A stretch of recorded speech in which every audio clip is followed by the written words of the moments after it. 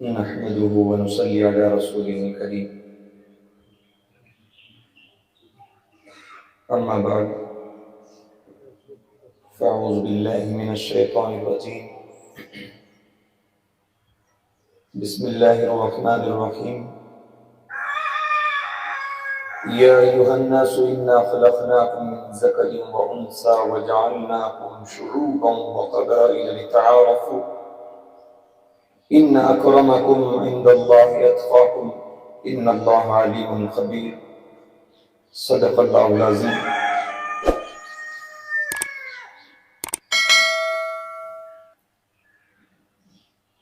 میرا تو کوئی ارادہ نہیں ہے، بس حضرت کی درخواست پر چند باتیں عرض کر دوں۔ بہت دیر سے جلسہ چل رہا ہے اور طلبۃ العلوم طلبہ اور اساتذہ بھی کھڑے ہوئے ہیں، اور گرمی بھی بڑھ رہی ہے اور دھوپ کی تپش بھی تھوڑی تیزی پر جا رہی ہے۔ میں نہیں چاہتا کہ اور زیادہ دیر طلبہ کھڑے رہیں۔ طلباؤں کو اپنی شان بھی معلوم ہونی چاہیے۔ جو علم دین کے لیے نکل گئے، جو طلباء ہیں علم دین حاصل کر رہے ہیں، تمہارا مقام یہ ہے کہ تمہارے قدموں تلے فرشتے اپنا پر بچھاتے۔ طلباء کی اتنی بڑی فضیلت ہے، جو علم دین حاصل کر رہے ہیں، دریا کی مچھلیاں ان کے لیے دعا کرتی ہیں، اور بلوں میں رہنے والی چونٹیاں ان کے لیے دعا کرتی ہیں، اور جنگل کے جانور ان کے حق میں دعائیں کرتی ہیں۔ تمہاری اتنی بڑی فضیلت ہے، ہم اپنے فضیلتوں کو بھی جان لینا چاہیے۔ الحمدللہ طلباء نے بہت ہی بہترین انداز میں اور پرجوش انداز میں اور قابل تعریف انداز میں اچھی اچھی تقاریر اور اچھی اچھی باتیں ہمارے درمیان میں پیش کی گزار کی ہیں۔ تو طلباء کو اسی طرح سے محنت کرنی چاہیے، جد و جہد کرنی چاہیے۔ ایسی چیزوں میں ہمیں آگے بڑھتے رہنا چاہیے۔ میں دیکھ رہا ہوں کہ بہت ہی پرسکون ماحول ہے، طلباء اطمینان سے کھڑے ہوئے ہیں اور پرسکون ہے۔ بس یہ ہمارے اکابرین اور بہت سارے جو اس ملک کی حفاظت کے لیے اپنی جانیں قربان کیے ہیں، ان کے صدقے میں یہ پرسکون دن ہمیں دیکھنے کو ملا۔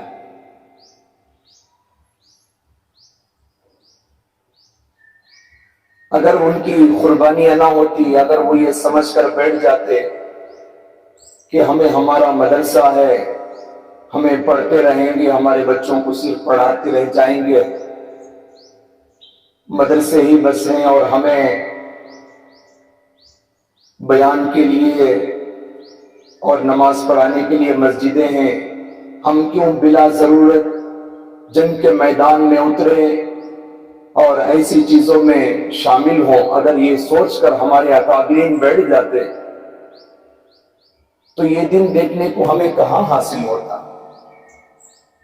ابھی ایک طالب علم ہمارے سامنے عرض کر رہے تھے، شاہ ولی اللہ محدث دہلوی رحمۃ اللہ علیہ، ان کے بارے میں تاریخ بیان کر رہے ہیں کہ وہ خود مدرسے میں پڑھانے والے اور ان کے سامنے طلبہ پڑھنے والے، جو مدرسے میں پڑھ رہے ہیں اور پڑھا رہے ہیں، اب بچوں کے درمیان میں اعلان کر دیا آج سے مدرسہ نہیں ہے، پڑھنا نہیں ہے، جنگ کے میدان میں جانا ہے، آزادی کے لیے میدان میں جانا ہے۔ استاد بھی میدان میں آ گئے، میدان جنگ میں۔ اور طلبا کو بھی لے کے آ گئے. انہوں نے یہ ارادہ ظاہر کیا کہ اگر ہم مدرسہ ہی بیٹھ جائیں، یہیں پر رہ جائیں جہاں پر انگریز پوری طرح سے قبضہ جما رہا ہے اور پوری اس کی حکومت بن گئی ہے، آگے چل کر غلامی کی حدیں کہاں تک جائے گی پتہ نہیں ہے، ہم یہی بیٹھے رہیں تو ہم پڑھ کے کیا فائدہ اور پڑھا کے کیا فائدہ ہے. پہلے ہمیں آزادی چاہیے کہ چار باتیں ہم، دین کی باتیں ہوں، علم کی باتیں ہوں، قرآن حدیث کی باتیں ہوں، چار لوگوں کے درمیان میں پیش تبھی کر سکیں گے جبھی آزادی رہے گی. اگر غلامی آ جائے گی وہ تو کہے گا کہ اتنی ہی بات تمہیں کرنی ہے، اس سے آگے کچھ نہیں کرنا ہے. اگر ایسی بات ہو گئی تو ہم امت کے درمیان میں قرآن و حدیث اور دین کی باتیں کہاں پیش کر سکتے تھے. تو آج کا جو دن ہے یوم جمہوریہ، اس کو علماء نے اس الفاظ سے تعبیر کیا ہے، یہ ہمارے اکابرین علماء کی خوابوں کی تعبیر ہے. ہندوستان میں انگریز قبضہ کر لیا تھا اور پوری طرح سے قبضہ جما چکا تھا. علماء اور جو ملک کی فکر رکھنے والے، آزادی کی فکر رکھنے والے، یہ سوچ رہے تھے کہ کب وہ دن آئے گا کہ انگریز کے چنگل سے ہم نکلیں گے اور انگریز کے قبضے سے ہمیں باہر ہوں گے، اس کی غلامی سے نکل پائیں گے. خواب دیکھ رہے تھے، خواب دیکھ رہے تھے، اور وہ کہہ رہے ہیں کہ یہ آج کا دن خواب کی تعبیر ہے. خواب صحیح ہو گئی، خواب سچی ہو گئی، اور خواب جو تھا وہ خواب کامیاب ہو گیا. تعبیر جو سوچ رہے تھے کہ یہ دن بھی آئے گا، سوچ رہے تھے، وہ دن دیکھنے کو مل گیا. تو یہ ہمارے لیے قابل فخر، اور یہ دن منانے کے سب سے زیادہ حقدار ہم ہیں. مجھے تو لگتا ہے محنتوں تو انہوں نے کی، محنتیں تو انہوں نے کی، لیکن پھل ہمیں ملا. قربانیاں جان انہوں نے دی، لیکن آج ہمیں یہ مدرسے اور یہ علم دین اور یہاں پر امن، یہاں پر سکون، اور ملک میں جو آزادیاں جو ہمیں ملی ہے، قربانی ان کی ہے، کوششیں ان کی ہے، اور پھل ہمیں ملا ہے. بس ہمیں یہ کرنا ہے، ہم اس کی قدر کریں گے، اس کی حفاظت کریں گے. جو قربانیوں سے ہمیں جو چیز انہوں نے دلایا ہے، بس اس کی حفاظت ہمیں کرنی ہے. آج علماء یہی بات ہمارے درمیان میں پیش کر رہے ہیں. دستور تو انہوں نے بنایا، ہمیں بنانے کا کچھ نہیں ہے. دستور تو انہوں نے بنا دیا، آزادی تو انہوں نے دلا دی، بس اس آزادی کی حفاظت، اس دستور کی حفاظت ہمیں کرنا ہے. ہمیں جنگ کے میدان میں جا کے اب جنگ کرنے کا نہیں ہے، بس انہوں نے جو آزادی دلائی ہے، جو دستور دلایا ہے، اور جو قانون ہمیں ملے ہیں، اس قانون کی حفاظت کے لیے جد و جہد کرنی ہے. ہماری کوششیں درکار ہیں، ہم کوششیں کرنی. یہ دستور کی حفاظت کیسی ہوگی؟ اس ملک کی حفاظت کیسی ہوگی؟ صرف ایسے ہی ہو جائے گی؟ نہیں. اس کے لیے سب سے بڑی ضروری چیز ہے علم میں ترقی حاصل کرنا ہے. ایک بات میں آپ کو سنا دوں، اس ملک کے اندر 800 سال، ایک سال نہیں، 2 سال نہیں، کتنے سال؟ 800 سال مسلمانوں کی حکومت رہی. پورے ملک کی بات دور اور پورے ملک کی حکومت اور ذمہ داری مسلمانوں کی سپرد تھی. مسلمانوں نے کبھی یہ نہیں سوچا کہ ہم اپنا ملک بنا لیں اور غیر مذہب والوں کو، ہندوؤں کو، سب کو نکال کر پھینک دیں. کبھی یہ نہیں سوچا. خود کے حق کے لیے بھی صحیح طریقے سے رہے، اور جو اور مذہب والے ہیں ان کو بھی امن دیتے رہے، اور ہر ایک کے ساتھ برابری کا سلوک کرتے رہے. تو 800 سال کی حکومت کیوں دیا گیا؟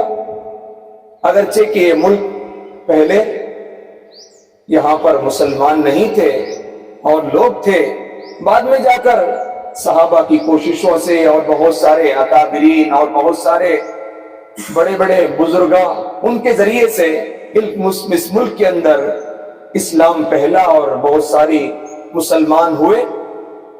تو 800 سالہ حکومت کی بات میں اس لیے کر رہا ہوں کہ حکومت اسی لیے مسلمانوں کو اس ملک میں دی گئی کہ مسلمان علم والے ہیں، ان کے اندر اچھی صلاحیت ہے، ان کے اندر قابلیت ہے. اسی قابلیت، اسی صلاحیت، اسی علم کی وجہ سے مسلمانوں کو اس ملک میں ایک نام ہے، آج بھی وہ نام ہے. لیکن چند لوگ ایسے گندے لوگ جو پیدا ہوئے ہیں اس نام کو مٹانا چاہ رہے ہیں.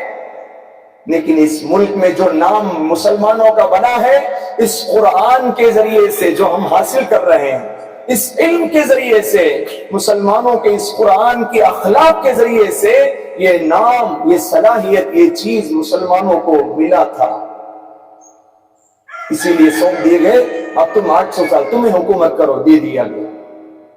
تو علم سے ہمیں نام ملا ہے، لیکن آج ہمارا نام گر رہا ہے، ہماری صلاحیتیں کم ہو رہی ہیں. اس کی سب سے بڑی وجہ یہی ہے کہ آج ہم علم میں کمزور ہوتے چلے جا رہے ہیں، علم سے دور ہوتے چلے جا رہے ہیں. علم ہماری ترقی کا سب سے بڑا راز ہے. اگر ہم چاہتے ہیں جو نام 800 سال میں مسلمانوں کا جو نام بنا ہوا تھا اس نام کو اور اونچا کرنا چاہتے ہیں تو ہم علم میں آگے بڑھیں. صرف حافظ قرآن بن کر ہم کسی مدرسے میں چلے جائیں، کسی مکتب میں چلے جائیں، کسی مسجد میں چلے جائیں، نہیں. حافظ قرآن بنیں گے، جید حافظ بنیں گے، عالم دین بنیں گے، بہترین عالم دین بنیں گے اور مفتی بنیں گے اور علم کی گہرائیاں حاصل کریں گے. ایسا علم حاصل کریں گے جو علم انہیں دنیا کی ترقی، ملک کی ترقی اور سب کی حفاظت اور آخرت کی کامیابی سب کچھ بنانے والا علم ہے. تو آج ہم پوری طرح سے علم دین سے اور علم سے وابستہ ہونا چاہیے. اگر چاہتے ہیں ہم جو نام ہمارا مٹا ہے جو دوبارہ ہمارا نام بن جائے، ہمارا آدار اور ہمارا نام اور ہماری پہچان علم سے ہے. اس ملک کے اندر ہماری پہچان بھی بنی تھی علم سے، کیونکہ مسلمان اچھی صلاحیت والے ہوتے ہیں. ایک دور تھا کہ غیر لوگ بھی آ کے مسلمانوں سے آ کے اپنا مشورہ ہو یا اپنا کوئی فیصلہ ہو مسلمانوں سے آ کے کراتے تھے. مسلمان جو مسجد کے متولی ہے اور بہت بڑا آدمی ہے، اچھا صلاح رکھنے والا ہے، اس کے پاس آ کے غیر لوگ بھی اگر آپس میں ان کا اختلاف ہو گیا تو آ کے حل کر کے جاتے ہیں. آج ہمیں علم سے کمزور ہو گئے، علم سے دور ہو گئے، علم میں پیچھے رہ گئے، تو ہماری جو نام تھا اور ہمارا جو مقام تھا وہ مٹتا چلا جا رہا ہے. اسی لیے میں تمام طلبہ سے درخواست کروں گا کہ علم میں بہت اعلیٰ درجہ حاصل کرنے کی کوشش کریں، ایسا علم حاصل کریں کہ جس سے ہم پورے ملک کو اور پوری دنیا کو نفع پہنچانے والے بنیں. اس لیے علم میں پوری طرح سے علم دین کی طرف توجہ دیں اور حافظ قرآن نے ایسا آپ سے ہی عزم بنائے اپنے اندر کہ میں حافظ قرآن بنوں گا، عالم دین بنوں گا اور مفتی بنوں گا اور ایسا آدمی بنوں گا کہ ملک کی حفاظت ہو جائے اور میں سب کی اصلاح اور سب کے لیے نفع کا چیز بنوں گا. اس لیے اپنے اندر یہ شوق پیدا کریں اور یہ فکر اپنے اندر بنائیں.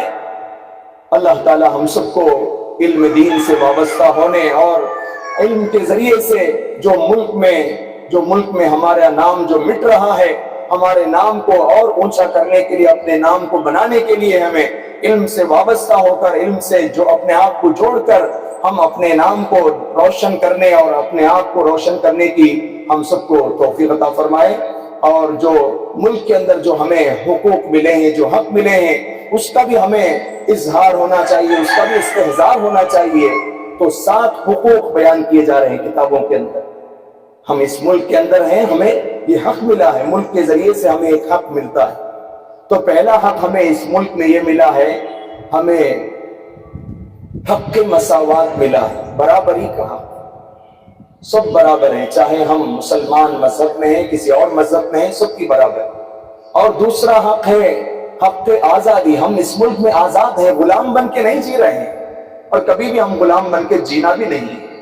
اور تیسرا حق مذہبی آزادی، ہم اسلام کی زندگی گزار سکتے ہیں، کوئی یہ نہیں کہہ سکتا کہ اس ملک میں جینا ہے تو تم مذہب بدلنا پڑے گا، اس مذہب کے ساتھ تم یہاں پر امن سے نہیں جی سکتے، کوئی نہیں کہہ سکتا۔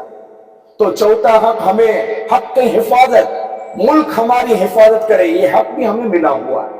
اور پانچواں حق تعلیم ہمیں ملا ہے، ہم علم حاصل کر سکتے، کوئی یہ نہیں کہہ سکتا کہ تم حافظ قرآن نہیں بن سکتے، تم عالم دین نہیں بن سکتے، اور تم دنیا کا علم نہیں حاصل کر سکتے، تم ٹیچری کا علم حاصل نہیں کر سکتے، اور تم اسی طرح سے اور چیزوں کا علم حاصل نہیں کر سکتے، نہیں کہہ سکتا ہے۔ ہم ہر طرح کا علم حاصل کر سکتے ہیں، دنیا کا علم بھی حاصل کریں، دین کا علم بھی حاصل کریں، اور حکومت کے اعتبار سے جو علم کی ضرورت ہے وہ علم بھی ہم آسانی سے حاصل کر سکتے ہیں۔ اور حق کے جائیداد، چھٹا حق ہمارا حق کے جائیداد، ہم چاہے اس ملک میں اپنے لیے زمین خرید سکتے ہیں، اپنے گھر بنانے کے لیے، اپنا مدرسہ بنانے کے لیے، اپنی کوئی اور چیز بنانے کے لیے ہم زمین کی خریداری کر سکتے ہیں۔ اور ساتواں حق کے دستوری معاملات، چاہے وہ سیاست ہو، چاہے وہ سماجی ہو، چاہے وہ سیاسی ہو، ہم ہر میدان میں جا سکتے ہیں۔ ایسا نہیں کہ ہم مدرسے میں پڑھ رہے ہیں صرف ہمیں استاد ہی بن سکتے ہیں، ہم کسی مسجد کے ملا ہی بن سکتے ہیں، حافظ قرآن ہی بن سکتے ہیں، امام ہی بن سکتے، نہیں، ہم حافظ قرآن بن کر دنیا کا علم حاصل کر کے ہم لیڈر بھی بن سکتے ہیں۔ ہمارے اکابرین لیڈر بن کے جیے ہیں، ایسا نہیں کہ صرف مدرسے کے استاد بن کے جیے تھے، لیڈر بن کے جی سکتے ہیں۔ سیاست کے میدان میں بھی اتر کر، آج جو سیاستوں میں جو انصاف نہیں ہے، جو صحیح مزاجی نہیں ہے، ہم سیاست میں اتر کر سیاست کو بھی صحیح انصاف میں لے کر آ سکتے ہیں۔ تو اس جمہوری ملک کے اندر 4 چیزیں ہوتی ہیں، وہ بات بھی میں آپ کو 2 لفظوں میں بیان کر دیتا ہوں۔ ایک جمہوری ملک ہے تو وہاں انتخابات ہونا چاہیے، الیکشن ہونا چاہیے، اور دوسری چیز ہے طرز حکمرانی۔ ایسا حکومت، جمہوری ملک ہے ہمارا، تو اس ملک میں ایسا حکومت ہونا چاہیے کہ سب کے ساتھ انصاف ہو اور سب کو جوڑ کر رکھنے کی کوشش ہو، ایسا ہونا چاہیے۔ آج تو طرز حکمرانی بدل گیا، توڑنے کی ہی کوشش ہے، مسلمانوں کو الگ کیا جائے، غیروں کو الگ کیا جائے، سب کو الگ کیا جائے، توڑنے کی۔ لیکن جمہوری ملک کے اندر یہ بات ہرگز نہیں ہونی چاہیے، انتخابات ہو اور طرز حکمرانی ہو، اور تیسری چیز وہاں پر عدلیہ ہو، عدالت ہونا چاہیے۔ آج عدالتیں بھی بکی ہوئی ہیں، عدالتوں میں سچائی نہیں ہے، انصاف نہیں مل رہا ہے، وہاں پر پیسوں سے کام بن رہے ہیں۔ اور چوتھی چیز جمہوری ملک کے اندر ہوتی ہے میڈیا۔ اگر ہماری بات صحیح طریقے سے نہیں پہنچ پا رہی ہے، کم سے کم ہم عدلیہ میں کامیاب نہیں ہوئے تو میڈیا میں جائیں گے، ساری دنیا کو اپنی بات سنائیں گے کہ ہمیں انصاف نہیں مل رہا ہے۔ وہ انصاف ہمیں مل کر رہنا چاہیے۔ اللہ تعالی ہم سب کو ان باتوں کو یاد رکھنے اور علم دین میں اور علم میں سب سے آگے بڑھتے رہنے کی توفیق عطا فرمائے۔ آمین۔ وآخر دعوانا الحمدللہ رب العالمین۔